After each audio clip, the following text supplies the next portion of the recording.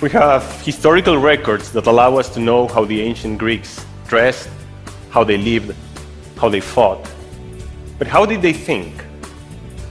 One natural idea is that the deepest aspects of human thought, our ability to imagine, to be conscious, to dream, have always been the same. Another possibility is that the social transformations that have shaped our culture may have also changed the structural columns of human thought. We may all have different opinions about this. Actually, it's a long-standing philosophical debate. But is this question even amenable to science? Here, I'd like to propose that in the same way that we can reconstruct how the ancient Greek cities looked like, just based on a few bricks, that the writings of a culture are the archaeological records, the fossils of human thought. And in fact, doing some form of psychological analysis of some of the most ancient books of human culture, Julian Jaynes came in the 70s with a very wild and radical hypothesis. That only 3,000 years ago, humans were what today we would call schizophrenics. And he made this claim based on the fact that the first humans described in these books behaved consistently in different traditions and in different places of the world, as if they would be hearing and obeying voices that they perceived as coming from the gods or from the muses, what today we would call hallucinations. And only then, as time went on, they began to recognize that they were the creators, the owners of these inner voices. And with this, they gained introspection, the ability to think about their own thoughts.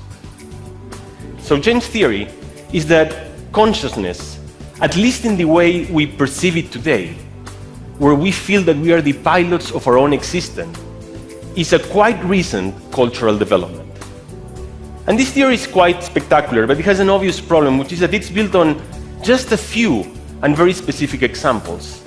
So the question is whether the theory that introspection built up in human history only about 3,000 years ago can be examined in a quantitative and objective manner. And the problem on how to go about this is quite obvious. It's not like Plato woke up one day and then he wrote, "Hello, I'm Plato, and as of today I have a fully introspective consciousness." And this tells us actually what is the essence of the problem. We need to find the emergence of a concept that's never said. The word introspection does not appear a single time in the books we want to analyze.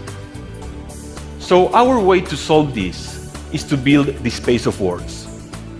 This is a huge space that contains all words in such a way that the distance between any two of them is indicative of how closely related they are. So for instance, you'd want the words dog and cat to be very close together, but the words grapefruit and logarithm to be very far away. And this has to be true for any two words within this space.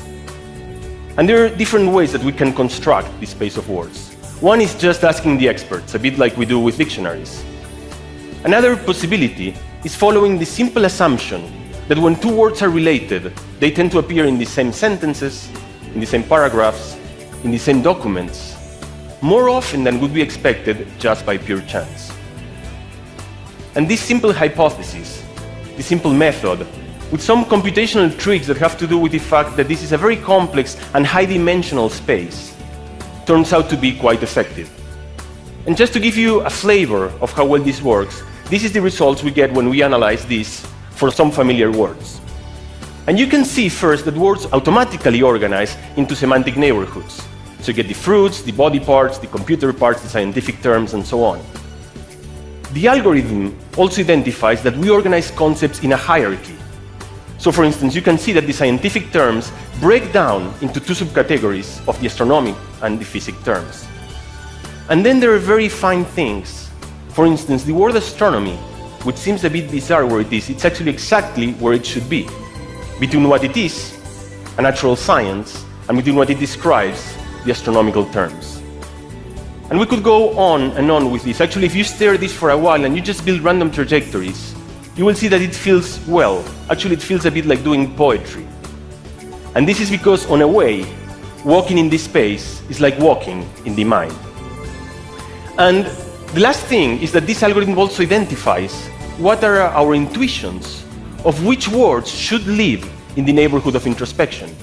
So for instance, words such as self, guilt, reason, emotion are very close to introspection, but other words such as red, football, candle, banana are just very far away.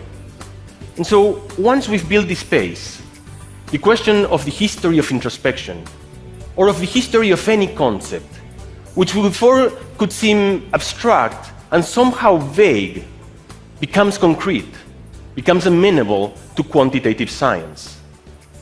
All what we have to do is take the books, we digitize them, and we take this stream of words as a trajectory and project them into this space.